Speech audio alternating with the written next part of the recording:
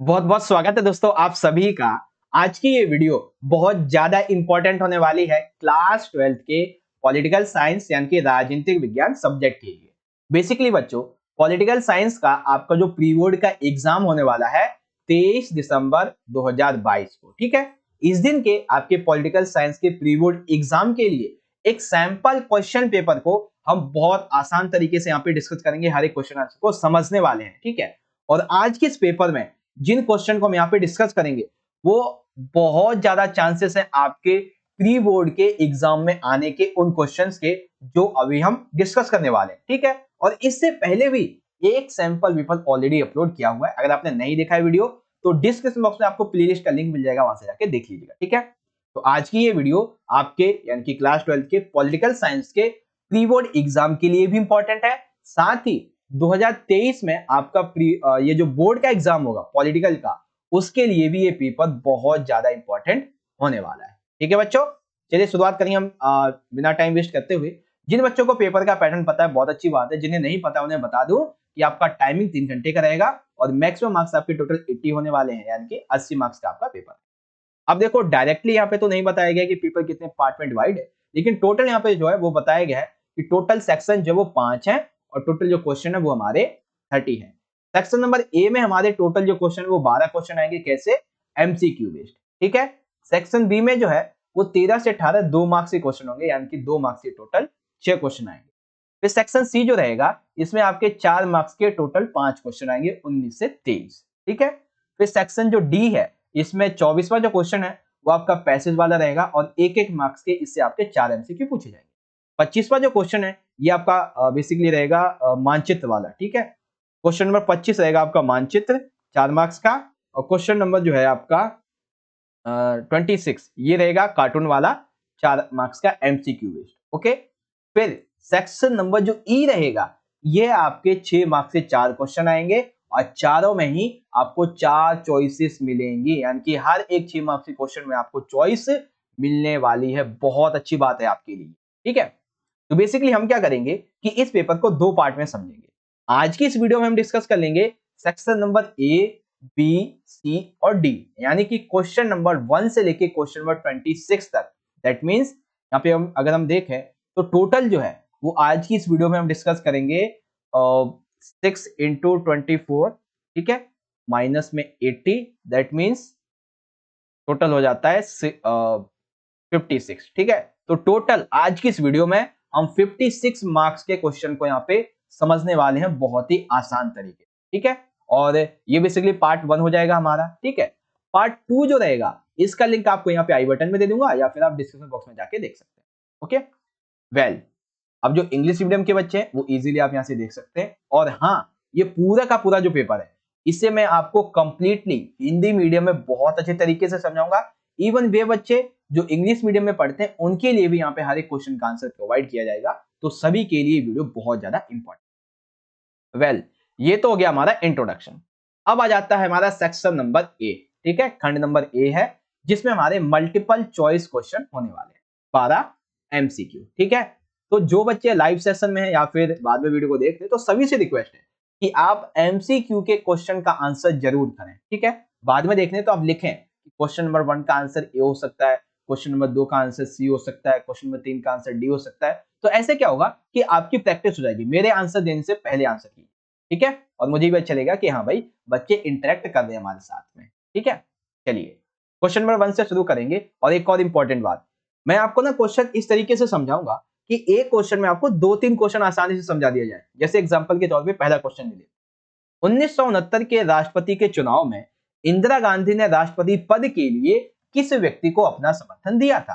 तो बेसिकली ये 1969 का वो समय था जब कांग्रेस टूटने की कगार पे थी। ठीक है, जिसमें सबसे अहम जो रोल था वो इसी चुनाव ने निभाया था। तो इस चुनाव में इंदिरा गांधी ने किसको राष्ट्रपति पद के लिए अपना समर्थन दिया था? ठीक है, तो इसमें देखिए सबसे पहले तो हम बात करते हैं जाकिर हुसैन के बारे में। बेसिकली जाकिर हुसैन जो थे वो 1969 में ये खुद राष्ट्रपति थे। ठीक है, इनकी मृत्यु के बाद ही ये चुनाव हुए थे। ठीक है, तो चुनाव किसकी मृत्यु के बाद हुए? जाकिर हुसैन की। ठीक है, बी है नीलम संजीवा रेड्डी। बेसिकली जब कांग्रेस टूटने वाली थी तब इसमें एक एक बेसिकली ताकतवर ग्रुप कह सकते हो, जिसे हम कहते हैं सिंडिकेट।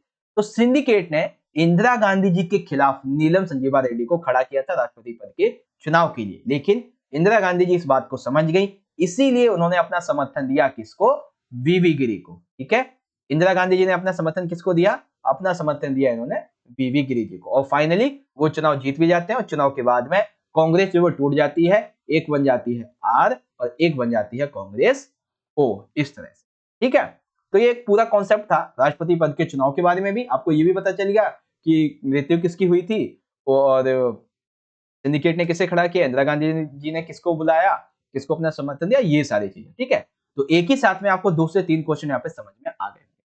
इंग्लिश में देखेंगे, to whom did Indira Gandhi give her support for the presidency in the 1969 presidential election, that is option number A. Okay बच्चों, ध्यान से समझते चलिएगा, हर एक क्वेश्चन आपको अच्छे से समझा दिया जाएगा। क्वेश्चन नंबर सेकंड में हमसे पूछा गया है, बेसिकली ये आपका न्यू टॉपिक है ब्रिक्स वाला, कि ब्रिक्स के किस सम्मेलन में काउंटर टेररिज्म एक्शन प्लान को अपनाया गया। ठीक है, तो बेसिकली ये जो सम्मेलन था कौन सा था, 11वां, 13वां, 19वां या फिर 10वां? तो ब्रिक्स का 13वां सम्मेलन था, जिसमें काउंटर टेररिज्म एक्शन प्लान को अपनाया गया था। ओके, अब इसी तरीके से इंग्लिश में आ जाएगा, in which BRICS conference counter terrorism action plan was adopted, that is option number B, यानी कि 13 कन्वेंशन। ओके, या फिर 13 कॉन्फ्रेंस बेसिकली। अब आता है क्वेश्चन नंबर थर्ड। थर्ड में पूछा गया है, निम्नलिखित को काल क्रम के अनुसार व्यवस्थित कीजिए, यानी कि इन चारों में से पहली घटना कौन सी होती है, उसके बाद उसके बाद उसके बाद, इस तरीके से। तो सबसे पहले जो घटना होती है वो होती है मंडल आयोग की रिपोर्ट का लागू होना। ठीक है, फिर दूसरी घटना होती है भारत में आर्थिक सुधारों का प्रारंभ होना। फिर तीसरी घटना होती है अयोध्या विवाद की, और चौथी घटना होती है गोधरा कांड की। तो अब हमें कौन सा ऑप्शन देखना है जिसमें पहले नंबर पे चौथा दिया हो, उसके बाद बेसिकली पहला दिया हो, ठीक है, फिर तीसरा हो और फिर दूसरा हो, ये वाला हमें ऑप्शन चाहिए। ठीक है, तो इस ऑप्शन को हम देखेंगे, ये रहा, देखो मिल गया हमें ऑप्शन पहले तीसरे में ही, ये सी वाला, चौथा, पहला, तीसरा और दूसरा, ये हमारा राइट है। ठीक है बच्चों, तो बेसिक्स आई होप आपको समझ में आ गया होगा। अब इसी तरीके से हम इसे इंग्लिश में देखेंगे, तो सबसे पहले घटना होती है फर्स्ट, फिर आता है ये सेकंड, फिर थर्ड एंड ये फोर्थ। इस तरीके से हम जब इसे चुनेंगे तो ऑप्शन नंबर सी हमारा राइट हो जाएगा। ओके बच्चों, वेल क्वेश्चन नंबर 4 में हमसे पूछा गया है, ध्यान से समझिएगा, कि भारत में शुरुआती दौर में विकास की जो नीति अपनाई गई थी उसमें निम्नलिखित में से कौन सा विचार शामिल नहीं था। दैट मीन्स जब भारत आजाद होता है तो इसने अपने विकास के लिए शुरुआती दौर में जो नीति अपनाई विकास की, उसमें कौन सा शामिल नहीं था? तो सबसे पहला नियोजन, ये तो शामिल था भैया, क्योंकि बिना नियोजन के आप विकास ही नहीं कर सकते। दूसरा है सहकारी खेती, सहकारी खेती, हाँ ये भी ठीक है। फिर तीसरा है आत्मनिरीक्षण, यानी कि जो खुद ही प्रोडक्ट को बनाए, खुद ही कंज्यूम कर लें। ठीक है, तो ये भी ठीक था, यानी कि हम खुद पर ही निर्भर रहेंगे। अब डी जो है उदारीकरण, ये गलत है। बेसिकली भारत ने शुरुआती दौर में उदारीकरण को नहीं अपनाया।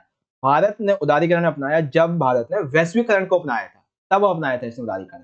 दैट मीन्स यहाँ पे हम क्या कहेंगे कि हमारा जो ऑप्शन नंबर डी वाला है ये गलत हो जाएगा।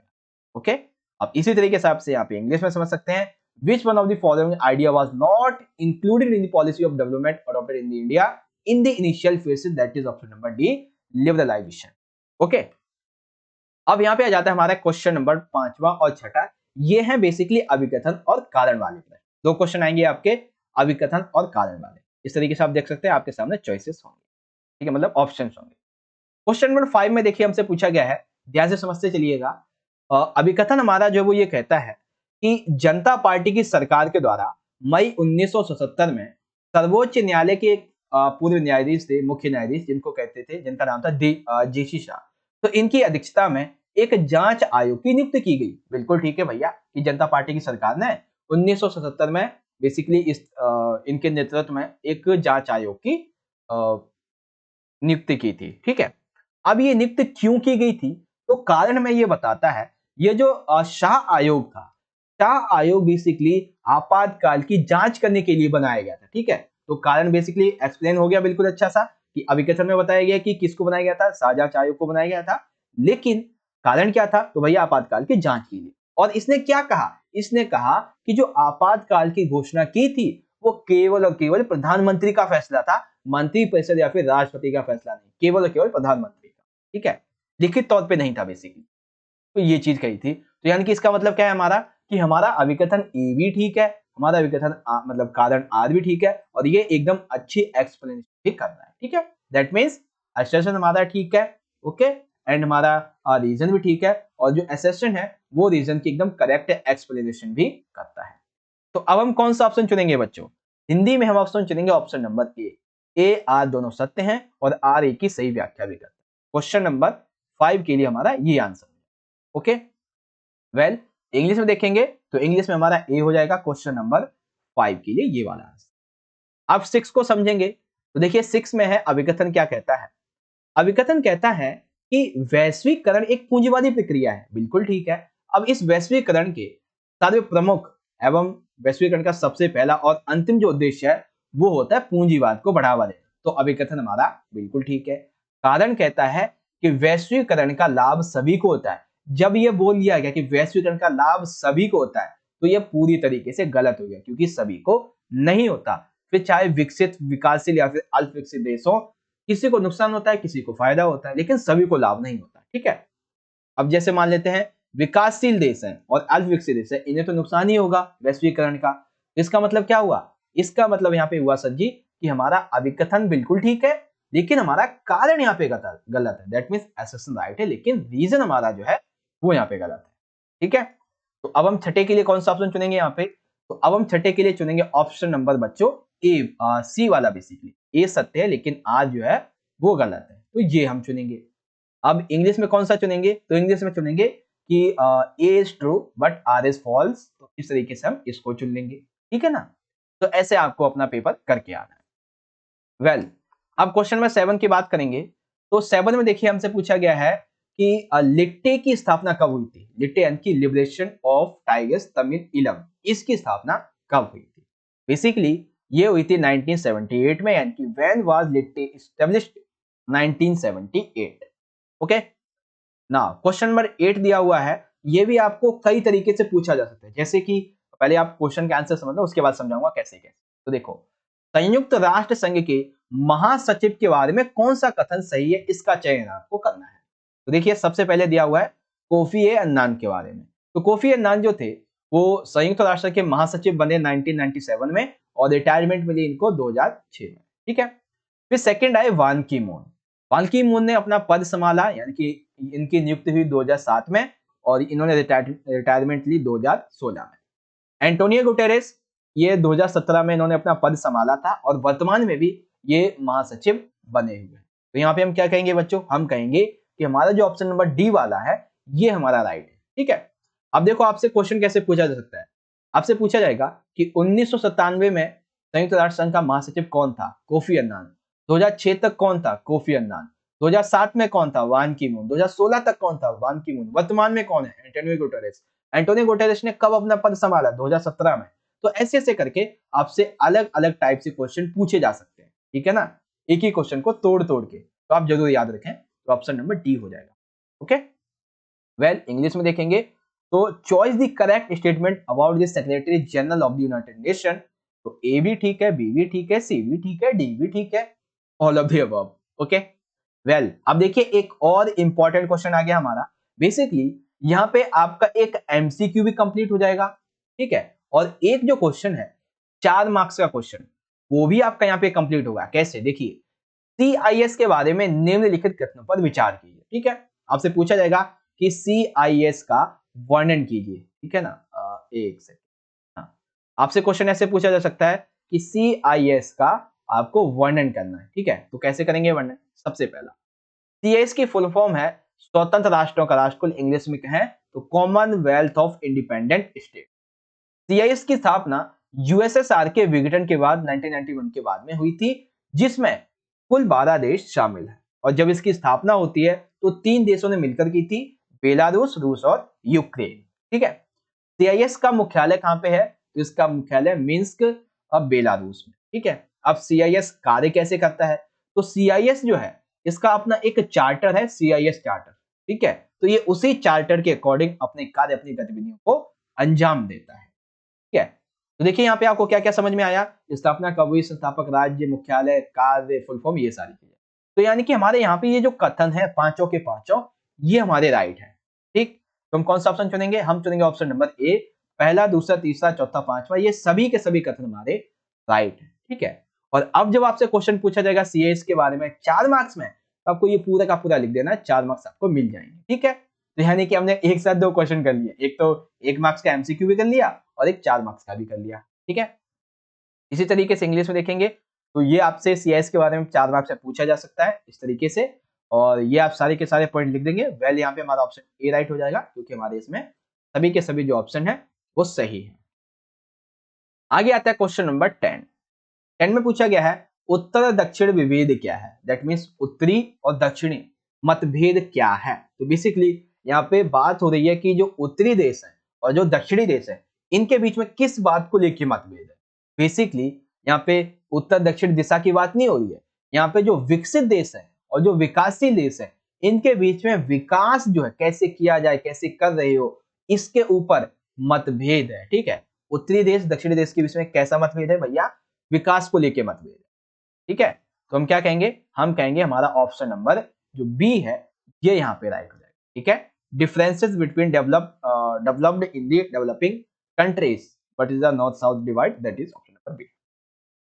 11 क्वेश्चन है बच्चों, हमसे पूछा गया है कि भारत और चाइना के बीच में सीमा विवाद में शामिल नहीं है, दैट मीन्स इन चारों में से ऐसा कौन सा विवाद है जो भारत और चाइना का विवाद नहीं है।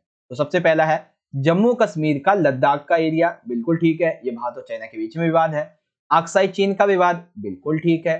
तीसरा है गुजरात के कच्छ में सरकारिक सीमा विवाद, नहीं नहीं नहीं, ये गलत है, क्योंकि ये जो विवाद है वो किसके साथ में है?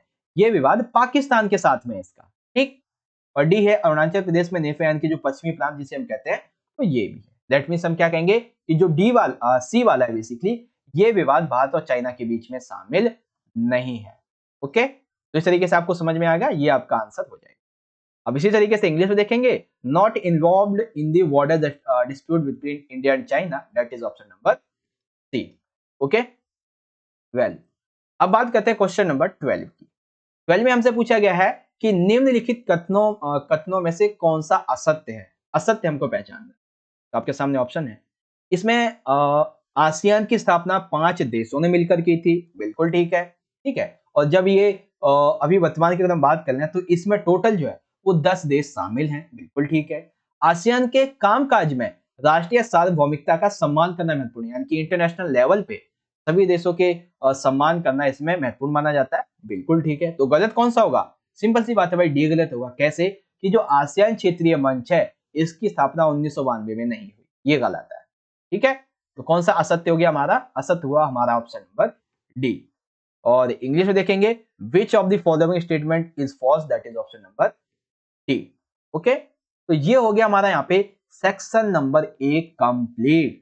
ओके, तो सेक्शन नंबर ए यानी कि 1 मार्क्स के जो हमारे 12 बहुविकल्पीय प्रश्न थे, इन सभी को हमने कर लिया कंप्लीट इन 20 मिनट के अंदर अंदर। और हर एक क्वेश्चन बहुत ही इंपॉर्टेंट था और आसान तरीके से मैंने समझाया भी है।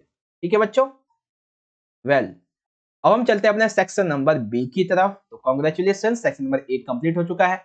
सभी बच्चे मुझे लिख के एक बार जरूर बताएंगे ऑनेस्टली, ईमानदारी से, कि सेक्शन नंबर ए में 12 आउट ऑफ आपके कितने मार्क्स आए हैं, मुझे जरूर बताएंगे। ठीक है, ताकि मुझे भी तो पता चले कि बच्चे कैसे पढ़ रहे हैं। ठीक है, वेल, सेक्शन बी में 2 मार्क्स के 6 क्वेश्चन होंगे, हमारे छोटे छोटे क्वेश्चन होंगे, आसान तरीके से आपको समझा दिए जाएंगे। Very short answer type question होंगे। क्वेश्चन नंबर 30, इसको थोड़ा सा ऊपर करते हैं ताकि पूरा आंसर एक ही बार में आप देख सकते हो। तो क्वेश्चन है कि आपातकाल के कोई 2 सबक लिखिए। ठीक है, 2 मार्क्स का आपका क्वेश्चन है, तो 2 मार्क्स का 2 पूछेगा, 2 ही लिखेंगे। सबसे पहला सबक ये है कि भैया भारत से लोकतंत्र को आप विदा नहीं कर सकते, दैट मीन्स विदा कर पाना बहुत कठिन है। कैसे कह सकते हो? हम ये ऐसे कह सकते हैं कि आपातकाल के दौरान भारतीय राजनीति में, भारत में बेसिकली एक ऐसा टाइम आया जब लगा कि लोकतंत्र खत्म हो जाएगा। प्रेस के साथ में, नागरिकों के साथ में, ठीक है, नेताओं के साथ में जो ज्यादतियां की जा रही थी, इससे लग रहा था कि लोकतंत्र गया। लेकिन जब ये आपातकाल हटा तो जल्दी ही लोकतंत्र दोबारा से कायम हुआ। तो इससे ये पता चल गया भैया कि लोकतंत्र आप इंडिया से हटा नहीं सकते हो। ठीक है, जो कि इसकी बुनियाद है। दूसरा ये था कि संविधान में बेसिकली आपातकाल का एक प्रावधान था कि आंतरिक अशांति के आधार पे आपातकाल लगाना। ठीक है, तो आपातकाल का सबक ये रहा कि इस शब्द को हटा के एक नया शब्द जोड़ा गया जिसे कहा गया सशस्त्र विद्रोह। दैट मीन जब तक देश में कोई बड़ा सशस्त्र विद्रोह ना हो जाए या फिर बाहर देश से कोई आक्रमण ना हो जाए तब तक आपातकाल नहीं लगा सकते। ठीक है। तीसरा ये हो गया कि भैया आपातकाल की घोषणा जो थी वो केवल और केवल अब पीएम यानी कि प्राइम मिनिस्टर यानी कि प्रधानमंत्री नहीं कर सकता है, बल्कि कौन करेगा? प्रधानमंत्री ही करेगा, लेकिन उसे लिखित में मंत्रिपरिषद को एक नोटिस देना होगा, साथ ही राष्ट्रपति को लिखित में देना होगा कि भैया आपातकाल लगाया जाए। क्यों लगाया जाए वो सभी के सभी कारण यहाँ पे दिए जाएंगे। ठीक है। इसीलिए जो 1975 में आपातकाल लगाया गया था ना, इसका कोई भी एविडेंस एक लिखित तौर पे आज भी हमारे पास में मौजूद नहीं है नॉर्मली बेस पे। ठीक है। उसके बाद write any two lessons of emergency. तो सबसे पहला है it is very difficult to bite farewell कह लो या फिर farewell to democracy from India. And second जो वर्ड जोड़ा गया बेसिकली आर्म्ड रिवॉल्यूशन, इसकी जगह जोड़ दिया गया इंटरनल डिस्टर्बेंस। ठीक है। और साथ ही जो काउंसिल बेसिकली जब डिक्लेरेशन किया जाएगा इमरजेंसी का तो उसके लिए पीएम को council of ministers and presidents को रिटर्न में देना पड़ेगा। ठीक है। अब देखिए क्वेश्चन नंबर जो आपका 14 है, ये 14 क्वेश्चन आपसे इस तरीके से पूछा जा सकता है कि 2 मार्क्स में भी और 4 मार्क्स में। तो क्वेश्चन देखिए पहले क्या है कि शॉक थेरेपी के 2 आर्थिक परिणाम लिखिए। अब इस क्वेश्चन को जब आपसे 4 मार्क्स में पूछा जाएगा तब आपको कैसे लिखना है, 2 मार्क्स में पूछा जाएगा तब कैसे लिखना है, वो सारी की सारी चीजें अभी मैं आपको समझाऊंगा। ठीक है। बेसिकली देखो मेरा मेन कॉन्सेप्ट क्या है, मैं आपको हमेशा ही कहता रहता हूँ कि मैं आपको कम टाइम पे, ठीक है, क्योंकि टाइम कम है हमारे पास, तो कम टाइम में ज्यादा चीजें समझाऊं। तो इसीलिए मैं क्या करता हूँ कि ज्यादातर ऐसा कोशिश करता हूँ कि एक क्वेश्चन में 2 क्वेश्चन समझा दिए जाए। जैसे कि अब यहाँ पे देखो 2 मार्क्स का आपका क्वेश्चन है, ठीक है, 2 मार्क्स का है, लेकिन मैं आपको आंसर ऐसे समझाऊंगा 4 मार्क्स के तरीके से, जो समझाऊंगा कि टोटल में 5 पॉइंट आपको बता दूंगा, तो 5 पॉइंट 4 मार्क्स में लिख दोगे, 4 मार्क्स मिल जाएंगे। वहीं अगर 2 मार्क्स का क्वेश्चन तो 2 लिख दो, बस 2 नंबर मिल जाएंगे। ठीक है ना। तो एक ही साथ हम 2 क्वेश्चन को कंप्लीट करते हैं। तो आप बच्चे शिकायत ना करें कि सर जी आप आंसर को थोड़ा बड़ा करके बताते हो। मेरा मेन कॉन्सेप्ट होता है ज्यादा से ज्यादा आपको समझे। ठीक है। वेल ध्यान देंगे।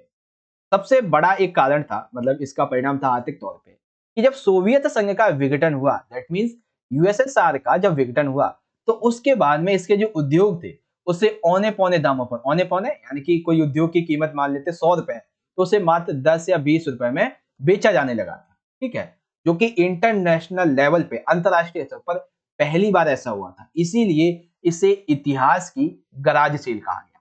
दूसरा, अब बेसिकली जब गराज सेल हुआ, ठीक है, उद्योगों को औने पौने दामों पे बेचा गया, तो अर्थव्यवस्था जो थी वो पिछड़ गई थी, जिसकी वजह से आर्थिक विकास के लिए क्या करना पड़ा, इसको कर्जा लेना पड़ा। ठीक है, इसके देशों को। उसके बाद जब कर्जा लिया तो आप सभी को पता है कर्जा लेने से क्या होता है, जीडीपी में गिरावट आती है। जब पैसा आपका बेसिकली किसी और टाइम पे लगेगा, विकास में नहीं लगेगा अच्छे से, जो नुकसान है उसकी भरपाई में ही लगेगा, तो इससे जीडीपी में गिरावट तो आएगी। तो इसीलिए 1990 के दशक में जो घरेलू उत्पाद था वो बहुत ज्यादा नीचे हो गया। ठीक है। अब जो था यहाँ पे सामूहिक कृषि से निजी कृषि की शुरुआत हुई, जिसकी वजह से समाज में एक वो वर्ग उत्पन्न हुआ जो कि बहुत ज्यादा फसल वगैरह कर लेता है, जमीनें होती थी। एक वो वर्ग था जिसे एक टाइम का खाना भी नहीं मिलता। ठीक। और पांचवा, धनी जो था यानी कि अमीर और अमीर होता चला गया, गरीब और गरीब होता चला गया। इसकी वजह से समाज में एक बहुत बड़ी आर्थिक असमानता जो थी वो फैलने लगी। ठीक है। तो अब आप इस तरीके से लिख सकते हैं कि आपका अगर आपसे पूछा जाएगा शॉक थेरेपी के कुछ परिणामों के बारे में। ठीक है। गराज सेल, विदेशी कर्जा, जीडीपी में गिरावट, समाज में भिन्नता और आर्थिक समानता, ये सारी चीजें। ठीक है। तो 2 मार्क्स में लिखेंगे 2 पॉइंट, 4 मार्क्स में लिखेंगे 5। ओके। वेल इंग्लिश में देखेंगे right any two economic consequences of shock therapy. तो garage sale, personal loan, fall on GDP, diversity in the society and dispute between the rich and the poor. Okay, ये सारी चीजें। Well अब हम बात करते हैं क्वेश्चन नंबर 15 की। 15 में पूछा गया बच्चों कि आजादी के बाद अब तक उभरी क्षेत्रीय आकांक्षाओं के सबक लिखिए। बेसिकली ये सबक आपके 4 मार्क्स में आने चाहिए थे। ठीक है। लेकिन यहाँ पे मैंने 2 मार्क्स में इसीलिए कि और भी इंपॉर्टेंट है, तो आपको 2 लिखने, ज्यादा नहीं लिखने हैं, 2 लिखने हैं, 4 मार्क्स में 4 लिखने हैं। ठीक। देखिए तो क्या क्या भाई आकांक्षाएं उभरी थी यहाँ पे, आइए देखते हैं एक एक करके। तो सबसे पहले ये है कि क्षेत्रीय आकांक्षाएं जो थी वो लोकतंत्रीय राजनीति का एक अभिन्न अंग थे। कैसे थी सर जी? देखो ऐसे थी कि लोकतंत्र में सभी को ये अधिकार है कि वो सरकार का विरोध कर सकता है एक पर्टिकुलर रीजन से, ठीक है। तो क्षेत्रीय आकांक्षा बेसिकली अपने अपने देश को स्वतंत्र करने के लिए, इसलिए बेसिकली क्या था कि लोग जो थे उन्हें अधिकार है लोकतंत्र के अकॉर्डिंग, तो इसीलिए कहा जाता है कि क्षेत्रीय आकांक्षाएं जो हैं वो लोकतंत्र की राजनीति का एक अभिन्न अंग है। दूसरा, क्षेत्रीय आकांक्षाओं को दबाने की बजाय लोकतांत्रिक बातचीत को अपनाना अच्छा होता है। हमने देखा कि बहुत सारे जो कश्मीर, पंजाब और भी अन्य जैसे नागालैंड, मिजोरम, त्रिपुरा, ऐसे बहुत सारे जगह थे जहाँ पे ये आंदोलन चले थे आकांक्षाओं के संबंध में, ठीक है। तो इसीलिए ये देखा गया कि हमें इसे दबाना नहीं चाहिए, हमें इनसे बातचीत करनी चाहिए, हमें इनसे बातचीत करके कुछ हल निकालना चाहिए इनको दबाने की बजाय, ठीक। तीसरा है कि सत्ता की साझेदारी को महत्व दिया जाना। दैट मीन्स जब ये क्षेत्रीय आकांक्षाएं उठी तो ये समझ में आया कि भारत में अभी भी कुछ ऐसे क्षेत्र हैं जिनको राजनीति में या फिर अन्य किसी भी संगठन वगैरह में उनको उतना महत्व नहीं दिया जा रहा है जितना दिया जाना चाहिए। तो इसकी वजह से क्या हुआ, उनको और ज्यादा महत्व मिलने लगा। साथ ही क्षेत्रीय असंतुलन पर नियंत्रण। देखो कई बार होता है ना कि अंदर ही अंदर कोई संगठन जो वो अपने आप खत्म हो जाए, उससे अच्छा तो ये कि एक बार विरोध कर लो, ताकि जब विरोध होगा तो सिंपल सी बात है कि जो लोग हैं वो आपको समझेंगे, संगठन आपको समझेगा। तो इसीलिए कि क्षेत्रीय असंतुलन पर नियंत्रण, यानी कि कोई भी देश अपने आप में एक बड़ा विद्रोह करने से पहले सरकार का विरोध कर देता है और सरकार जो है वो उसको सॉल्व कर लेती है। तो ये सारे के सारे सबक हैं इस समय, ठीक है। तो अब आपको समझ गया कि भैया आजादी के बाद में कैसे सबक आते हैं। तो देखो 2 मार्क्स में आप ये 2 लिख देंगे और 4 मार्क्स में आप ये 4 होते 4 लिख देंगे, ठीक है। तो देखिए मैं आपको कितनी अच्छी तरीके से, आप ऐसा समझ लीजिए कि एक ही पेपर में आपको 2 पेपर करवा रहा हूं, ठीक है, इसमें 2 मार्क्स के 4 मार्क्स के सारे एक ही बार में। Okay, well, right the lessons of regional aspirants that have emerged since independence. तो आप इन सभी 4 पॉइंट्स को इजीली रीड आउट कर सकते हैं।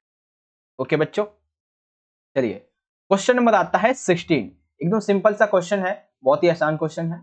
राष्ट्रीय पुनर्गठन आयोग का गठन कब हुआ तथा इसने अपनी रिपोर्ट में क्या कहा? बेसिकली हुआ कुछ यूं कि राज्यों के पुनर्गठन का तरीका पता लगाने के लिए 1953 में राष्ट्रीय पुनर्गठन आयोग का गठन हुआ। अब इसने अपनी रिपोर्ट सौंपी 1956 में और इसने कहा कि देखो एक अधिनियम बनाया गया, राष्ट्रीय पुनर्गठन अधिनियम। इसके तहत ये कहा गया कि भैया 14 राज्य होंगे और भारत में टोटल 14 राज्य और 6 जो रहेंगे वो केंद्र शासित प्रदेश होंगे। तो इस तरीके से ये जो राष्ट्रीय पुनर्गठन आयोग था 1953 में गठित हुआ, 1956 में रिपोर्ट सौंपी और कहा कि 14 राज्य और 6 केंद्र शासित प्रदेश बनाओ, ठीक है, सिंपल सा। तो when was national recognisation commission form and what did it say in its report?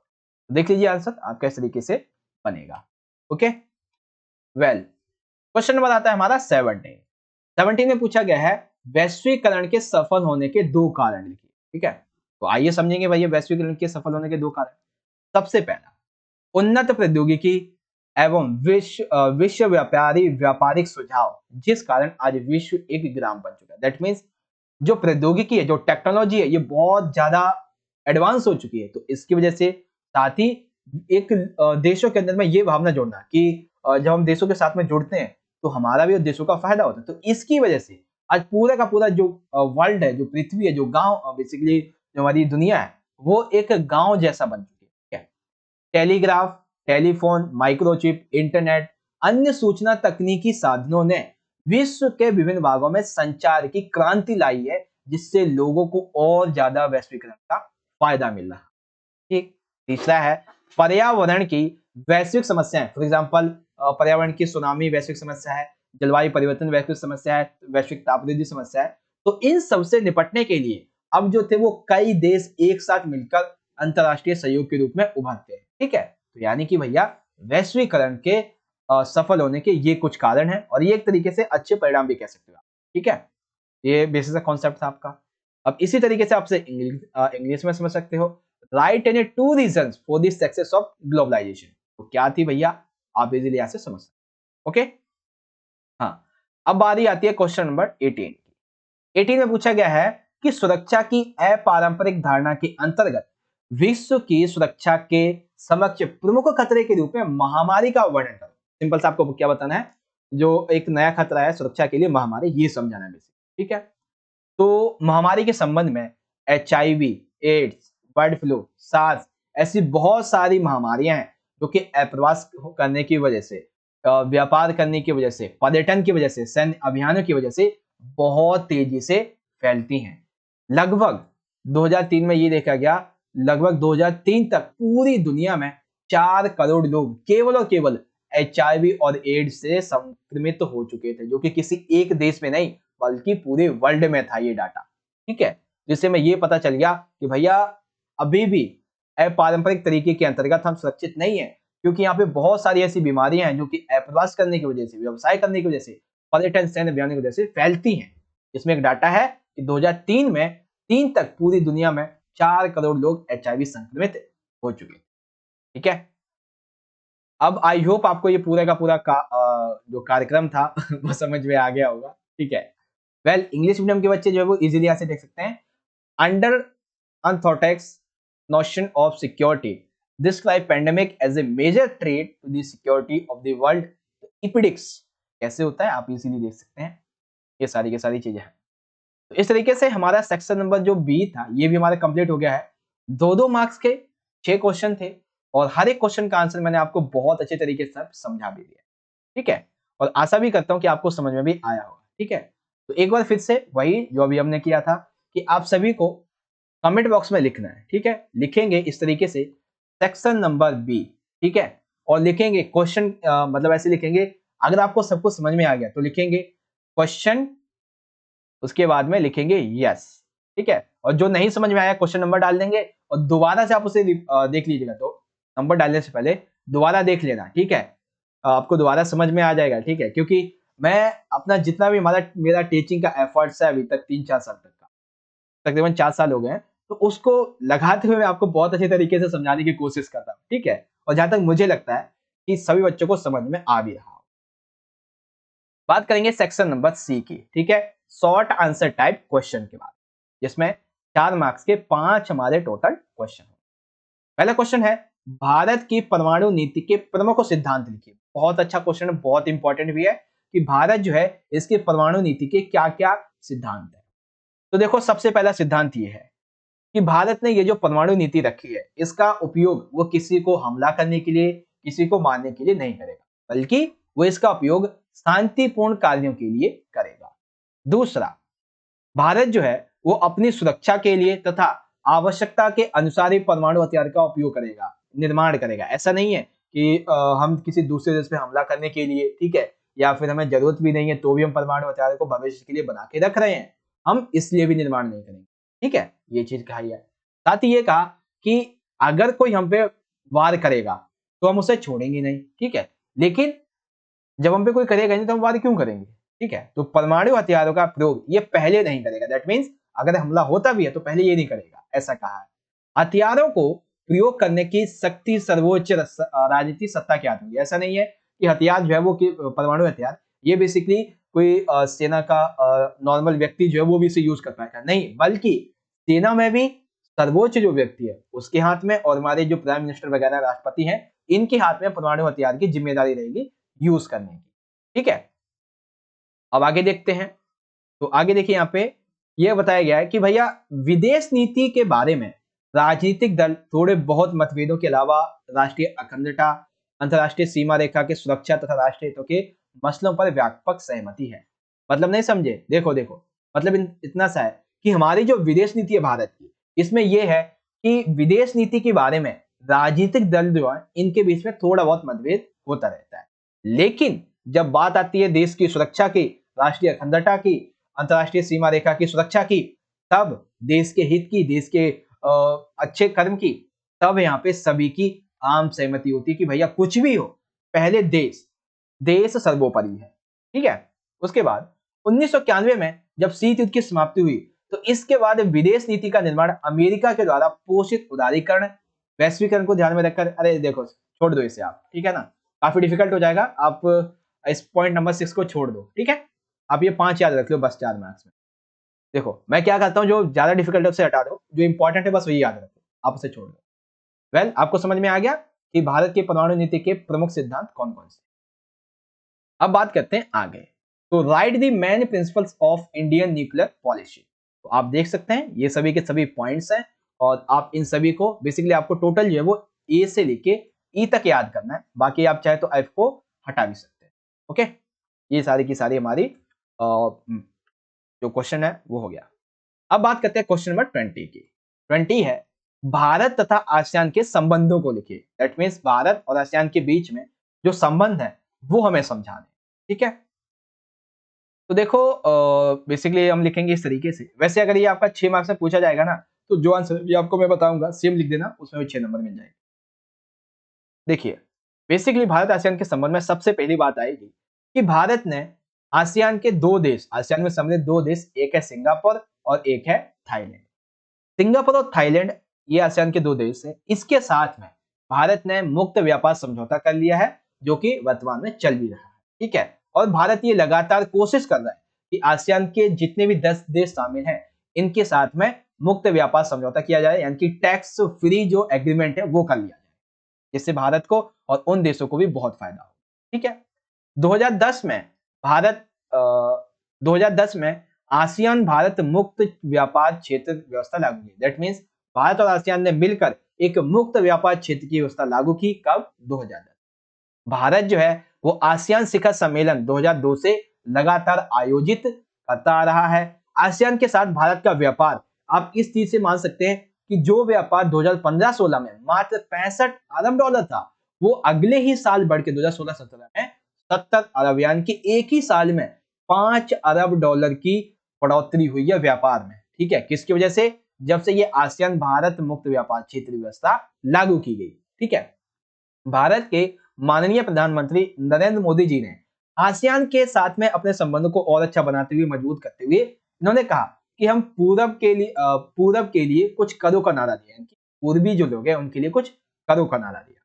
साथ ही जो राजनीतिज्ञ है, इतिहासकार है, वो ऐसा मानते हैं कि भारत और आसियान की ये जो अर्थव्यवस्था है और ये तेजी से ऐसे अगर विकसित करती रही तो आने वाले टाइम पे ये दुनिया की पहली अर्थव्यवस्था भी बन जाएगी। लेकिन वर्तमान में ये दुनिया की तीसरी सबसे बड़ी अर्थव्यवस्था। एक सेकेंड, अच्छा हाँ, बेसिकली मैंने थोड़ा सा यहाँ पे मिसअंडरस्टैंडिंग कर दिया। क्या कर दिया मैंने कि अनुमान ये लगाया गया है कि भारत और आसियान की जो अर्थव्यवस्था है ये साथ मिलकर जिस तरीके से विकास कर रही है, इस हिसाब से ये अंदाजा लगाया जाता है कि आने वाले कुछ ही सालों के अंदर भारत और आसियान की अर्थव्यवस्था मिलकर विश्व की तीसरी सबसे बड़ी अर्थव्यवस्था बन जाएगी। और वर्तमान में भारत का चौथा और पांचवा नंबर भी है इसी मामले में, अर्थव्यवस्था के मामले में। ठीक है ना, तो ये सारी के सारे भारत और आसियान के संबंध की यहाँ पे कुछ कुछ विशेषताएं हैं। ठीक है बच्चों, तो एकदम सिंपल सिंपल सा, आई होप आपको समझ में आ गया होगा भारत और आसियान के संबंध क्या क्या। सबसे पहला दो देश सिंगापुर थाईलैंड, इसके साथ मुक्त व्यापार समझौता, बाकियों के साथ में भी कोशिश चल रही है। ठीक है, साथ ही मुक्त व्यापार क्षेत्र लागू किया गया। जब ये लागू किया गया तो तकरीबन 5 अरब डॉलर जो था इसका व्यापार बढ़ गया। भारत जो है वो 2002 से आसियान शिखर सम्मेलन आयोजित करता आ रहा है। नरेंद्र मोदी जी ने पूरब के लिए कुछ करों का नारा दिया है। अर्थव्यवस्था जो तीसरी अर्थव्यवस्था बन सकती है। तो ऐसे से कुछ कुछ पॉइंट है। ओके, अब इसी क्वेश्चन को इंग्लिश में देखेंगे तो इस तरीके से, right the relation between India and ASEAN. तो आप इन सभी पॉइंट को इजीली रीड आउट कर सकते हैं। बाकी हिंदी में तो मैंने आपको समझा ही दिया, और इंग्लिश में आपको क्या चाहिए? एक सेंटेंस फॉर्मेशन चाहिए जिससे आप उसे लिख सको या फिर याद कर सको।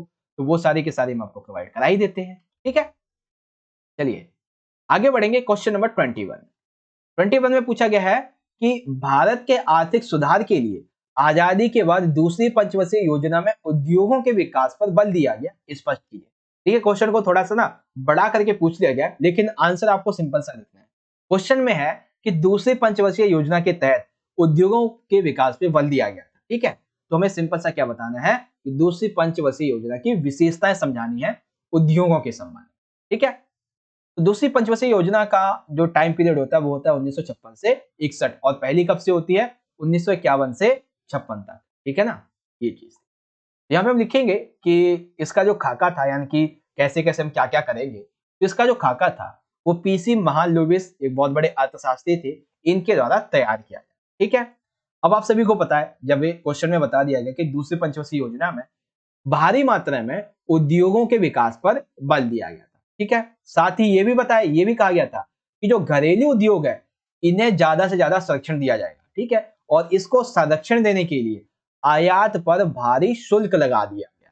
ठीक है, यानी कि कोई वस्तु हम खरीदते हैं तो उस संबंध में आयात पर बहुत भारी शुल्क लगा दिया ताकि कोई भी जो अदर जो बड़े बड़े उद्योग हैं वो भारत में ना आ सके। ठीक है, क्योंकि जब उनकी वस्तु, जब वो खुद अपनी वस्तु 10 रुपए में बना रहे हैं, ठीक है, और 9 रुपए में भारत उसे खरीदता है, तो 1 रुपए के प्रॉफिट से वो कंपनी क्या करेगी? उसे फायदा नहीं होगा उतना जितना मान लेते हैं कि उस कंपनी को 10 रुपए की वो चीज बना रही है। ठीक है, और जो कि उसे अपनी ही रीजन कंट्री में उसे 12 रुपए की बेचती है, तो वो क्यों इंडिया में उसे 9 रुपए में बेचेगी? तो यही हुआ कि आयात पे कुछ ज्यादा ही शुल्क लगा दिया। ठीक है, उसके बाद बिजली, रेलवे, इस्पात, मशीनरी, संचार, ऐसे बहुत सारे सार्वजनिक क्षेत्र थे जिसमें उद्योगों को विकसित किया गया, और जब उद्योगों को विकसित किया गया तो लोगों को रोजगार मिला, और जब रोजगार मिला तो लोगों की जो आर्थिक स्थिति थी वो और ज्यादा अच्छी हुई। इसी संबंध में राउरकेला, भिलाई, बोकारो ऐसे बहुत से इस्पात संयंत्र की स्थापना की गई जिससे रोजगार मिला, आर्थिक स्थिति अच्छी हुई। विवाद क्या है भैया दूसरी पंचवर्षीय योजना के लेके? तो विवाद ये है कि उद्योग तथा कृषि क्षेत्र में संतुलन बनाए रखने चाहिए था इस पंचवर्षीय योजना में, दूसरी वाली में। ठीक है, लेकिन ऐसा नहीं हुआ। साथ ही कृषि क्षेत्र पर उतना ध्यान नहीं दिया गया, जिसकी वजह से आप सभी को पता है कि 1967 में और साथ ही 1962 के आसपास भारत में एक बहुत बड़ा अकाल पड़ा था। वो इसीलिए क्योंकि पंचवर्षीय योजना में, दूसरी पंचवर्षीय योजना में कृषि पर उतना ज्यादा ध्यान नहीं दिया गया था। ठीक है ना, ये इसीलिए अकाल पड़ गया था, बहुत सारी चीजें। ओके, तो ये आपको समझ में आ गया कि भैया भारत के आर्थिक सुधार में आजादी के बाद में जो दूसरी पंचवर्षीय योजना अपनाई उसमें उद्योगों के विकास पे किस तरीके से बल दिया गया, और वो बाकी की सारी बात। ओके, इंग्लिश में देखेंगे तो इस तरीके से, for the economic reform of India, the development of industries was emphasized in the second 5-year plan after independence explanation. देख लीजिए सर जी, इस तरीके से आप जो है आंसर लिखेंगे। हर एक पॉइंट का मैं ऑलरेडी आपको समझा भी चुका हूं बच्चों। ओके, वेल, अब क्वेश्चन नंबर 22 बहुत आसान है। चैप्टर नंबर 8 का हमारा ये क्वेश्चन है, मूल निवासियों की समस्याएं लिखिए। ठीक है, मूल निवासियों की क्या समस्या है? तो सबसे पहली समस्या ये है भैया कि मूल निवासी जिस जमीन पे रहते हैं, ठीक है, उनके लिए उस भूमि के हानि का अर्थ ये है कि आर्थिक संसाधनों के एक आधार की हानि, अर्थात वनों की कटाई पर रोक। नहीं समझे, नहीं समझे, मुझे पता है नहीं समझे। देखो एक काम करो, आप ना पहले इस ए वाले पॉइंट को मत पढ़ो, सबसे पहले आप ये समझो। देखो वेल चलो समझा ही देता हूं। देखो बेसिकली मूल निवासी की सबसे बड़ी समस्या ये है कि वो जिस जमीन पे रहते हैं, ठीक है, वो उसे अपना आर्थिक संसाधन मानते हैं। ठीक है, यानी कि वन में रहते हैं तो इसीलिए वो वनों की कटाई पर रोक के लिए संघर्ष करते रहते हैं। तो ये सबसे पहली समस्या है। दूसरी समस्या ये है भैया कि विश्व बिरादरी में बराबरी का दर्जा पाने के लिए, अर्थात समानता के लिए ये लोग संघर्ष करते हैं कि उन्हें भी जैसे आम लोग रहते हैं उन्हें भी उतना ही दर्जा दिया जाए, उतने ही अधिकार दिए जाए। तीसरा है विकास के लिए संघर्ष। दैट मीन्स जब भी विकास की बात आती है, ठीक है, लोग अन्य जो लोग हैं समाज के अन्य लोग, वो अपने विकास के लिए क्या करते हैं, इन्हें जंगलों से हटा देते हैं, उनके पेड़ों को काट देते हैं, उनके आर्थिक संसाधनों को हानि पहुंचाते हैं। और सबसे बड़ी बात तो ये कि इन्हें दोबारा से बसाने के लिए कुछ मदद भी नहीं करते हैं। ठीक है, तो इसीलिए ये जो लोग हैं वो अपने विकास के लिए संघर्ष करते हैं कि हमें एक स्थान तो मिल जाए जहां पे हम रह सके, जहां से हमें हटाया ना जा सके। ठीक है, चौथा है कि मूलवासी कौम के रूप में अपनी स्वतंत्र पहचान बनाने वाला समुदाय माना जाए। दैट मीन्स होता नहीं कि जैसे मूल निवासी हैं हर एक पर्टिकुलर स्थान पे, तो उस स्थान पे ये लोग मूल निवासी कौम है। ठीक है ना, तो ऐसे में एक मूल निवासी की अपनी एक पहचान होनी चाहिए, इसलिए संघर्ष करते हैं। साथ ही अपने मूल स्थान पर वे कहते हैं कि ये हमारा ही जगह है, ये हम मतलब ये मूल निवासी अपने स्थान पे हक की दावेदारी करते हैं। विश्व भर में मूल निवासी ये जुमला इस्तेमाल करते हैं, यह अनंत काल से रहते चले आ रहे हैं। दैट मीन्स बेसिकली एक जुमला है मूल निवासियों में कि हम यहाँ अनंत काल से रहते आ रहे हैं। दैट मीन्स हम ज्यादा टाइम से यहाँ से रहते आ रहे हैं, बहुत टाइम पीरियड से, तो इसीलिए ये जगह हमारी है, लेकिन सरकार उनको हटा देती है। तो ये कुछ इनकी समस्याएं हैं, सिंपल सिंपल। ठीक है, तो आई होप आपको एक बेसिक सा कॉन्सेप्ट आपको यहाँ पे समझ में आ गया होगा कि भैया मूल निवासियों की यहाँ पे क्या क्या समस्याएं हमारे सामने प्रकट हुई। तो ये सारी की सारी चीजें हैं। Hope you well understand. Now question number 22 को इंग्लिश में देखेंगे, right the problems of natives. तो नेटिव्स की यहाँ पे क्या क्या प्रॉब्लम्स हैं इस संबंध में आप इन 4 पॉइंट्स को 5 पॉइंट्स को इजीली रीड आउट कर सकते हैं और बाकी मैंने आपको समझा ही दिया। ओके वेल अब आता है क्वेश्चन नंबर 23। ये एक पेपर में ऑलरेडी आपको मैं समझा चुका हूं, ठीक है, लेकिन फिर भी थोड़ा सा टाइम लेके आपको समझा भी देता हूं। देखिए दक्षेस क्या है, इसके उद्देश्य। बेसिकली दक्षेस का फुल फॉर्म क्या है? दक्षिण एशियाई क्षेत्रीय सहयोग संगठन। दक्षेस की स्थापना बेसिकली 8 दिसंबर 1985 को हुई थी, जिसका मुख्यालय कहां पे है? काठमांडू, नेपाल में। जब दक्षेस यानी कि सार्क की स्थापना होती है तो उस समय इसमें मात्र 7 देश शामिल थे, इसमें भारत, पाकिस्तान, बांग्लादेश, नेपाल, भूटान, मालदीव, श्रीलंका शामिल। ठीक है, लेकिन अब इसमें 10 बेसिकली 8 देश शामिल हैं। कौन सा नया ऐड हो गया है? नया ऐड हुआ है अफगानिस्तान, जो कि 2007 में दक्षेस में शामिल हुआ है। ठीक है, तो इस तरीके से आप याद रखेंगे कि दक्षेस की स्थापना कब हुई है। तो कब हुई है भाई दक्षेस की स्थापना? दक्षेस की स्थापना हुई है 8 दिसंबर 1985 को, जिसका मुख्यालय कहां है? काठमांडू, नेपाल में। पहले 7 देश शामिल थे, अफगानिस्तान को 2007 में मिला लिया गया 8 देशों। अब देखो एक मूल मंत्र आपको मैं समझाता हूं। चाहे दक्षेस हो, ठीक है, चाहे आसियान हो, ठीक है, मैं संगठन का नाम लिख देता हूं जो मेन है, ठीक, चाहे यूरोपीय संघ हो, ठीक, चाहे ब्रिक्स हो। ओके, एक मूल मंत्र अभी आपको मैं बताने वाला हूं। तो कोई भी आपका संगठन हो, तो इस संबंध में जब भी आपसे ये पूछा जाए कि इस संगठन के बेसिकली बताइए उद्देश्य क्या है, ठीक है, तो उद्देश्य के संबंध में कुछ 4 से 5 पॉइंट आपको एक बेसिक से कॉमन बताता हूं, जो आपकी हर एक पॉइंट भी आप लिख सकते हो। कौन कौन सा भैया? बेसिक सा सबसे पहला आप हर एक संगठन के उद्देश्य में लिख देंगे कि सबसे पहला तो सांस्कृतिक एवं सामाजिक विकास तथा आपसी सहयोग को बढ़ावा देना। जितने भी शामिल देश हैं तो कैसे लिखेंगे कि शामिल देशों की सांस्कृतिक सामाजिक विकास और आपसी सहयोग को बढ़ावा देना।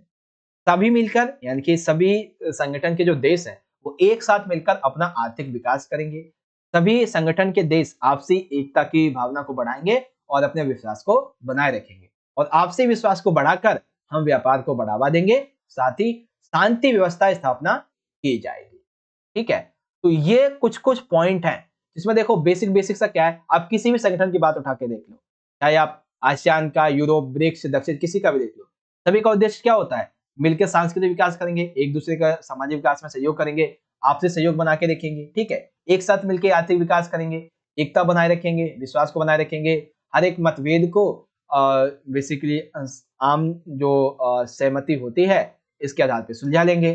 ठीक है, शांति व्यवस्था बनाए रखेंगे। तो ये हर एक देश, हर एक संगठन का एक सेम उद्देश्य होता है।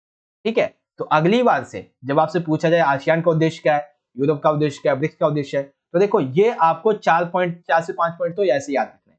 अब एक एक दो पॉइंट जो है वो आपको अलग अलग हर एक पैटर्न, हर एक के संग में डालना होगा, वो आपको याद करना पड़ेगा। ठीक है, लेकिन अगर 4 मार्क्स से पूछ लिया गया ना, तो आप ये 3 पॉइंट लिख के आ जाना। ठीक है, मतलब ये जो 5 पॉइंट है आपको 3 मार्क्स को आराम से मिल जाएंगे, और 1 मार्क्स उस पर्टिकुलर जो आपका उद्देश्य है उसके बारे में। जैसे कि दक्षेस है, तो दक्षिण बेसिकली दक्षिण एशिया के देशों में जनता के विकास एवं जीवन स्तर में सुधार लाने पे यहाँ पे दर्शाता है। ठीक है, तो आई होप अब आपको कोई भी कंफ्यूजन नहीं होगी, चाहे ब्रिक्स, आसियान, यूरोपीय संघ, कोई सा भी संगठन आ जाए, आप आसान तरीके से उसके उद्देश्य को लिख पाओगे। ओके, इसी क्वेश्चन को इंग्लिश में देखेंगे तो इस तरीके से, what is SAARC and write is object. तो सार्क क्या है, इसकी स्थापना कब होती है, और बाकी की सारी चीजें, फिर इसके ऑब्जेक्टिव्स क्या है। ठीक है, ऑब्जेक्टिव्स क्या है वो भी आप यहां से इजीली हर एक पॉइंट को रीड आउट कर सकते हैं। ओके बच्चों, चलिए आगे बढ़ते हैं। अब आता है हमारा सेक्शन नंबर डी। ठीक है, तो अभी तक बच्चों हमने 4 मार्क्स के हमारे 5 क्वेश्चन थे वो भी कंप्लीट कर लिए हैं। अब हम बात करेंगे सेक्शन नंबर डी के बारे में। तो सेक्शन नंबर डी देख सकते हैं कि passage, cartoon and map based questions हैं। ठीक है, तो आइए एक एक करके समझेंगे पैसेज, कार्टून, मैप बेस्ड। तो क्वेश्चन नंबर 24 है कि नीचे दिए गए गद्यांश को पढ़िए और पूछे गए प्रश्नों के उत्तर दीजिए। तो चलिए पढ़ते हैं। गद्यांश हमारे इस तरीके से कि प्रधानमंत्री का पद संभालने के बाद शेख अब्दुल्ला ने भूमि सुधार की बहुत बड़ी मुहिम चलाई। उन्होंने इसके साथ साथ जन कल्याण की कुछ नीतियां भी लागू की। इन सब से यहाँ की जनता को फायदा हुआ। बहरहाल कश्मीर की हैसियत को लेकर शेख अब्दुल्ला के विचार सरकार से मेल नहीं खाते थे, इससे दोनों के बीच में मतभेद पैदा हुआ और फिर 1953 में शेख अब्दुल्ला को बर्खास्त कर दिया गया और कई सालों तक उन्हें नजरबंद करके रखा गया। ठीक है, तो बेसिकली कश्मीर के मुद्दे की बात हो रही है। अब एक एक करके क्वेश्चन को समझेंगे। तो पहला क्वेश्चन है 24.1, 1948 के समय कश्मीर का प्रधानमंत्री कौन था? ठीक है, बेसिकली यहाँ पे देखो क्वेश्चन जो है वो थोड़ा सा हम कह सकते हैं ट्रिकी है कि प्रधानमंत्री हुआ होगा। हाँ था। कौन था? जो थे शेख अब्दुल्ला, जैसा कि अभी हमने यहाँ पे देखा। कौन था? ये रहे प्रधानमंत्री पद संभालने के बाद शेख अब्दुल्ला ने भूमि सुधार इस तरीके से। ठीक है, सेकंड क्वेश्चन है शेख अब्दुल्ला को बर्खास्त कब किया गया था? तो अभी हमने देखा शेख अब्दुल्ला को भैया कब बर्खास्त किया गया है? 1953 में बर्खास्त किया है। ठीक है, यहाँ पे बी राइट हो जाएगा शेख अब्दुल्ला के बारे में। अब जो तीसरा क्वेश्चन है, अब इन दोनों क्वेश्चन को ध्यान से समझिएगा। क्वेश्चन है कि सन 1982 में शेख अब्दुल्ला की मृत्यु के बाद मृत्यु हो गई, तो उसके बाद में नेशनल कॉन्फ्रेंस नेशनल कॉन्फ्रेंस जो थी, बेसिकली याद रखें कि शेख अब्दुल्ला जो थे इन्हीं के नेतृत्व में नेशनल कॉन्फ्रेंस जो पार्टी थी, कॉन्फ्रेंस कांग्रेस तरीके से जो भी है, तो ये इसकी स्थापना इन्होंने ही की थी। ठीक है, अब जब शेख अब्दुल्ला की 1982 में मृत्यु हो जाती है, तब ये जो नेशनल कॉन्फ्रेंस थी, पार्टी थी, इसकी कमान किसने संभाली? शेख हसीना ने, राजा बोधीचंद, फारूक अब्दुल्ला या फिर राजा हरी सिंह ने? तो बेसिकली 1982 में शेख अब्दुल्ला की मृत्यु के पश्चात जो नेशनल कॉन्फ्रेंस थी, इसकी नेतृत्व कमान संभाली फारूक अब्दुल्ला ने। और ये जो फारूक अब्दुल्ला थे, ठीक है ना, ये शेख अब्दुल्ला के क्या थे? पुत्र थे। ठीक है, यानी कि पुत्र थे, यानी कि बेटे थे, ये चीज है। ठीक है, अब 24.4 है अलगाववादियों की 3 मुख्य धाराओं में शामिल है। दैट मीन जो कश्मीर के अलगाववादी हैं वो बेसिकली क्या चाहते हैं, उस संबंध में यहाँ पे 4 पॉइंट दिए गए, इनमें से आपको बता दें कि कौन सा सही है। पहला दिया हुआ है कुछ लोग जो है वो ये कहते हैं भैया कि कश्मीर जो है उसे एक अलग राष्ट्र यानी कि एक अलग देश बना दे। कुछ लोगों का मानना है कि कश्मीर का विलय पाकिस्तान में कर दिया जाए, और लेकिन कुछ लोगों का मानना यह है कि कश्मीर भारत का ही भाग रहे, लेकिन कश्मीर को थोड़ी सी ना और आजादी दे दी जाए, थोड़े से और अधिकार दे दिए जाए। ठीक है, जो कि बाद में उसे दे भी दिए जाते हैं। तो ये चीजें अनुच्छेद 370 के तहत दे दिए जाते हैं। दैट मीन्स अलगाववादी की जो तीनों मांगे हैं, मतलब उसमें ये हमारी तीनों ही शामिल है, ऑप्शन नंबर डी। अब एक चीज देखना, आपसे क्वेश्चन पूछा जा सकता है इस तरीके से कि कश्मीर में, ठीक है, कश्मीर में आजादी के बाद जो यहाँ पे अलगाववादी थे, इनकी मुख्य धाराओं में या फिर मुख्य बातें क्या थी, मुख्य मांगे क्या थी? तो अलग राष्ट्र, पाकिस्तान में विलय, हाँ भारत का ही रहे लेकिन थोड़ी और स्वतंत्रता दे दी जाए। ठीक है ना, तो आपसे इस तरीके से क्वेश्चन पूछा जा सकता है 2 मार्क्स में। ठीक है, तो देखो एमसीक्यू में भी मैं क्वेश्चन निकाल देता हूँ किस तरीके से पूछ लिया जाएगा। ठीक है, तो दिमाग लगाना है और आप कम टाइम में अच्छे से तैयारी कर पाओ। वेल, इंग्लिश मीडियम में आप चाहें तो इसे इजीली यहाँ से पढ़ सकते हैं। मैं आपको सारा का सारा पार्ट यहाँ पे दिखा देता हूँ और अच्छे तरीके से आपको समझा भी देता हूँ। ठीक है, देखिए 24.1 है कि who was the prime minister of Kashmir in 1948? That is Sheikh Abdullah. ठीक, सेकंड क्वेश्चन है व्हेन वाज शेख अब्दुल्ला शेख या फिर डेथ, इस तरीके से नहीं डेथ अभी नहीं आई है, शेख डे बेसिकली, यानी कि कभी ने हटाया गया तो 1953 में। Then Sheikh Abdullah died in 1982 and who took over leadership of the national conference? That is his son. कौन था वो? वो था फारूक अब्दुल्ला। ठीक, and included in the 3 main currents of separatist, यहाँ पे ऑप्शन नंबर डी हो जाएगा। ओके बच्चों, तो कंप्लीट आपको समझ में आ गया ये वाला। अब हम बात करेंगे क्वेश्चन नंबर 25 की, जिसमें मानचित्र है ए बी सी डी, ये अंकित किया गया है। अब हमें कुछ जानकारी दी जाएगी, तो इस आधार पर हमें क्या करना है, हमें उत्तर पुस्तिका में उपयोग की गई जानकारी के संबंध में क्रमांक, अक्षर और उनका नाम लिखना होगा। कैसे? देखो बेसिकली आपको इस तरीके से कुछ नाम दिए जाएंगे। ठीक है, जैसे कि पहला है, दूसरा, तीसरा और चौथा, इस तरीके से आपको दे दिया जाएगा जानकारी। ठीक है, अब जानकारी के अकॉर्डिंग मैप में देखिए यहाँ पे कुछ अंकित किए गए हैं वर्ड्स, कहाँ पे क्या क्या अंकित है ये देख लीजिए। अभी इसी के संबंध में मैप आपसे इस तरीके से पूछा जाएगा। ठीक है, ये भरा नहीं होगा, ये आपको खुद भरना होगा। प्रयोग की गई जानकारी, संबंधित अक्षर और राज्य का नाम। ठीक है, बस क्रमांक लिखा हुआ रहेगा, बाकी लेटर जो हो गया और ये राज्य का नाम, ये आपको खुद लिखना होगा। ठीक है, तो अब हम प्रैक्टिस करेंगे भैया, किस तरीके से करेंगे देखिए। तो सबसे पहले हमें क्या बताया गया है, हमें पूछा गया है हमसे कि जिस राज्य में भाकपा के नेतृत्व में गठबंधन ने 1957 में सरकार बनाई थी, ठीक है। तो भाकपा के नेतृत्व में किसने सरकार बनाई थी, बेसिकली 1957 के गठबंधन में बेसिकली ये बनाई थी केरल ने। दैट मीन्स यहाँ पे क्या होगा, केरल। तो यहाँ पे क्या मतलब हो गया हमारा, यहाँ पे जो पहला वाला था इसके लिए अक्षर कौन सा हुआ, केरल हुआ, और मतलब अक्षर जो वो सी हो गया और नाम क्या हुआ, केरल, ठीक है। तो इसी तरीके से हमने भर दिया, यहाँ पे संबंधित अक्षर भी हमने भर दिया, ठीक है। यानी कि एक सेकेंड, हाँ ये सी हो गया और नाम क्या हो गया राज्य का, केरल हो गया, ठीक है। अच्छा मिट गया क्या, चलिए कोई नहीं, दोबारा लिख देता हूँ रेड कलर से। ये है केरल, ठीक है, और ये आंसर है हमारे पार्ट 1 का। सेकंड क्वेश्चन क्या है हमारा, यहाँ पे देखेंगे तो सेकंड है कि नेता श्यामा प्रसाद मुखर्जी से संबंधित राज्य, ठीक है। तो इसमें आप देखेंगे तो कौन सा राज्य बेसिकली नेता श्यामा प्रसाद मुखर्जी से संबंधित, तो वो है बी वाला, ठीक है। तो जानकारी हो गई 2, और नाम क्या हो गया, नाम हो गया पश्चिम, ठीक है, बंगाल, नाम हो गया पश्चिम बंगाल। तो अब इसी तरीके से हम दूसरे के लिए क्या भरेंगे, हम भरेंगे ऑप्शन नंबर, मतलब अक्षर भी भरेंगे और राज्य का नाम लिखेंगे पश्चिम बंगाल यानी कि वेस्ट बंगाल। तीसरी जानकारी क्या है, तीसरी जानकारी है कि पिछड़े वर्ग के आरक्षण लागू करने वाले कर्पूरी ठाकुर से संबंधित राज्य, यानी कि पिछड़े वर्ग के आरक्षण लागू करने के लिए जो कर्पूरी ठाकुर थे इनके संबंध में जो राज्य है वो आपको समझाना है। बेसिकली उस राज्य का नाम है यहाँ पे बिहार। दैट मीन्स डी हो जाएगा हमारा अक्षर। तीसरी जानकारी है, नाम क्या है, नाम है बिहार, ठीक है। तो यहाँ पे लिख देंगे हम तीसरे के लिए कि अक्षर हमारा डी है और नाम है बिहार, ओके।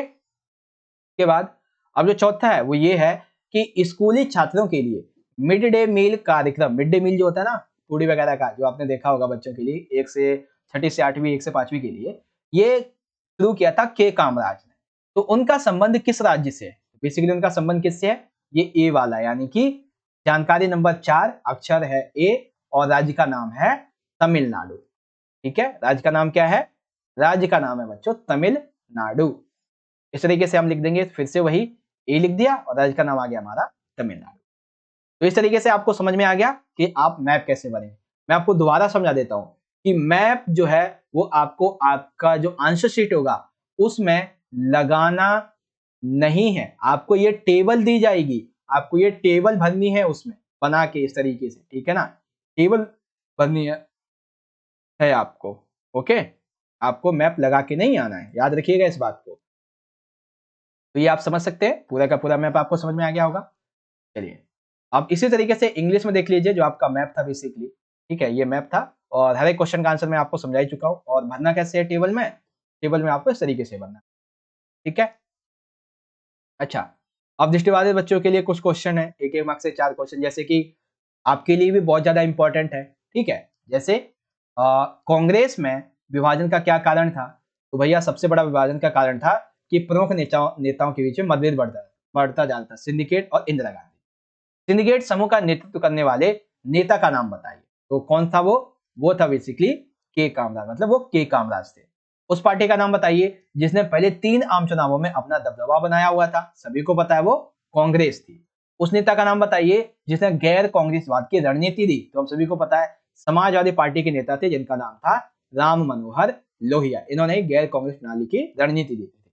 अब कई बच्चे कहेंगे सर जी ये प्रणाली थी क्या, बेसिकली समाजवादी पार्टी के नेता राम मनोहर लोहिया, इनका कहना यह था कि कांग्रेस का बार बार जीतने का सबसे अहम कारण यह है कि जो उसकी विपक्षी पार्टियां हैं उसका वोट बट जाता है, तो इसीलिए हम इन छोटी छोटी पार्टियों को एक साथ मिलना होगा तभी कांग्रेस को हराया जा सकता, ठीक है। तो ये था बेसिकली, और बाकी के आप यहां से देखिए सर।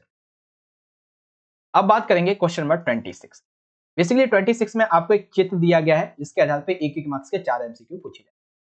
देख सकते हैं ये चित्र है, मैं थोड़ा सा चित्र का आपको यहाँ पे ध्यान दिला दूं।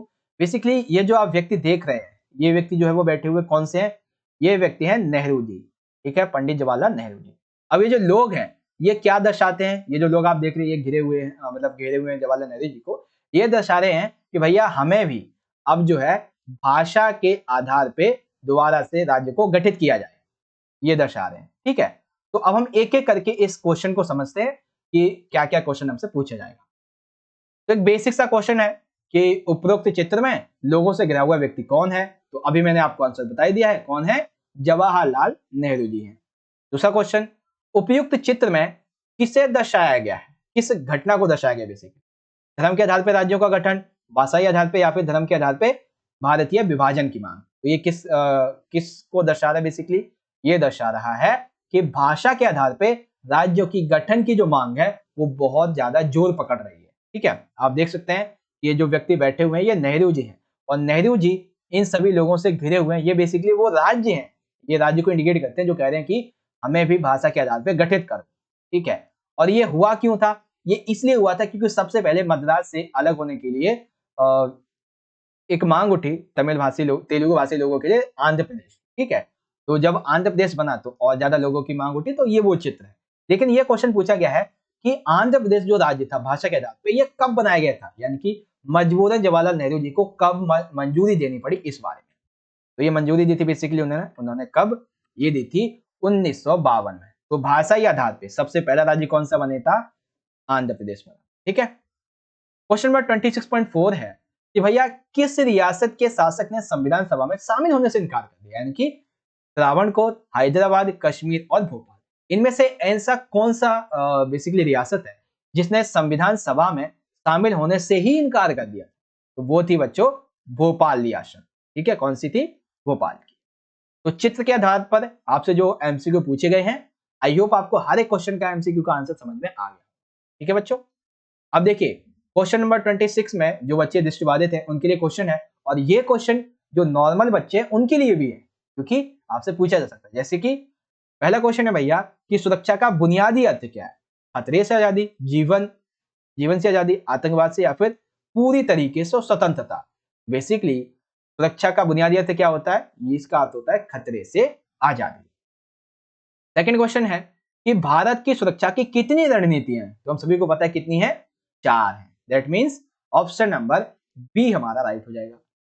अब इसी तरीके से इंग्लिश में देखें, मतलब आगे देखेंगे 26.3, सुरक्षा की पारंपरिक धारणा में देश को किस खतरे से चेताया जाता है। तो बेसिकली पारंपरिक धारणा में जो खतरा होता है वो बाहरी खतरा होता है, यानी कि किसी अन्य देश के हमले से देश को चेताया जाता है, देश को बताया जाता है, यानी कि देश को आगाह किया जाता है कि तुम्हारे लिए खतरा बाहर से, किसी अन्य देश से। ठीक है, तो इसका मतलब क्या हुआ कि ये ठीक होगा, लेकिन नहीं, यहाँ पे क्या है कि देखो सी बताया गया कि केवल एक सही है, और डी में है एक और दो दोनों सही। दैट मीन्स यहाँ पे जो पहला वाला ऑप्शन है वो तो हमारा यहाँ पे ए तो ठीक ही है, लेकिन वो एक पर्टिकुलर सी ऑप्शन के अंतर्गत आता है। दैट मीन्स ऑप्शन नंबर जो हमारा सी है वो यहाँ पे राइट हो जाएगा। ठीक है, ऑप्शन नंबर सी राइट हो गया। अब यहीं पे देखेंगे अगला है कि विश्व के समक्ष सुरक्षा के नए स्रोत क्या है, यानी कि विश्व के समक्ष सुरक्षा के नए खतरे के स्रोत क्या है। तो हम सभी को पता है कि आतंकवाद की प्रवृत्ति बहुत तेजी से बढ़ती जा रही है, मानवाधिकारों का उल्लंघन भी बहुत तेजी से बढ़ता जा रहा है, महामारी फैल रही है, और गरीबी बहुत बड़ा। दैट मीन्स विश्व के समक्ष सुरक्षा के नए स्रोत के रूप में ये सभी के सभी जो है वो शामिल होते हैं। ठीक है बच्चों, दैट मीन्स विश्व के समक्ष सुरक्षा के नए स्रोत क्या है, ऑप्शन नंबर डी हमारा राइट हो जाएगा। ओके, तो ये हमने दृष्टिबाधित बच्चों के लिए भी कर लिया है। अब हम बात करते हैं जो इंग्लिश मीडियम के बच्चे उनके लिए। ठीक है, तो आप देख सकते हैं यहाँ पे जो है ये दिखाया गया है यहाँ पे नेहरू जी को। ओके, ये नेहरू जी को दिखाया गया है, और यहाँ पे जो है वो लैंग्वेज के आधार पे स्टेट जो है वो अपने आप को क्या कर रहे हैं कि हमें भी गठित करो इस तरीके से। ठीक है, तो क्वेश्चन पहला बनेगा who is the person surrounded by the people in the picture work, that is Jawaharlal Nehru ji. Okay, second question which event या फिर विच घटना जो भी है is showing in the above picture, that is showing demand for formation of the states on linguistic basis. 26.3 when did Jawaharlal Nehru ji forcefully give approval to create a separate state of Andhra Pradesh, that is option number C 1952. 26.3 the ruler of which princely states refused to attend the constitution या फिर constituent assembly, that is Bhopal princely states. Okay, अब जो दृष्टिबाधित बच्चे हैं उनके लिए question सुन लीजिए कि security has a basic meaning freedom from danger, option number A.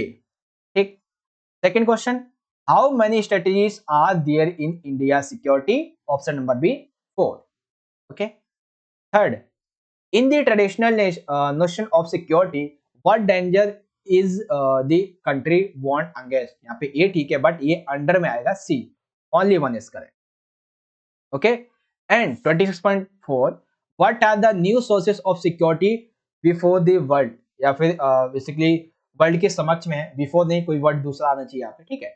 That is यहाँ पे ऑप्शन नंबर डी हमारा राइट हो जाएगा। ओके बच्चों, well very very very very congratulations. यहाँ पे हमने आज की हमारी इस वीडियो का जो पार्ट था, कौन कौन सा, section number A MCQ, section number B basically जिसमें हमारे 2 मार्क्स के 6 क्वेश्चन थे वो भी कर लिए हैं, सी जिसमें हमारे 4 मार्क्स के 4 मार्क्स से 5 क्वेश्चन थे वो भी कर लिए हैं, पैसेज बेस्ड एमसीक्यू, कार्टून वाले एमसीक्यू, मानचित्र, हर एक क्वेश्चन को अच्छे से कर लिया है हमने। ठीक है बच्चों, वेल आई होप आप सभी को वीडियो अच्छी लगी होगी और आपको ये पूरे का पूरा जो पेपर है वो बहुत अच्छे तरीके से यहाँ पे समझ में भी आ गया होगा। ठीक है।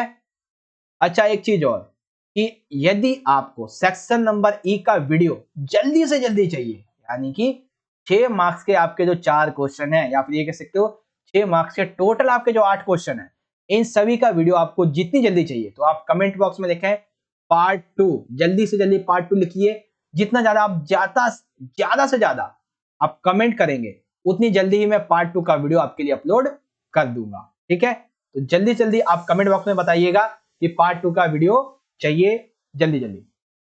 और हाँ, जैसे ही पार्ट 2 का वीडियो बनेगा उसका लिंक आपको यहाँ पे आई बटन में दे दूंगा, या फिर आप चाहो तो डिस्क्रिप्शन बॉक्स को भी चेक कर लो। ठीक है, यहीं पे वीडियो का एंड करते हैं।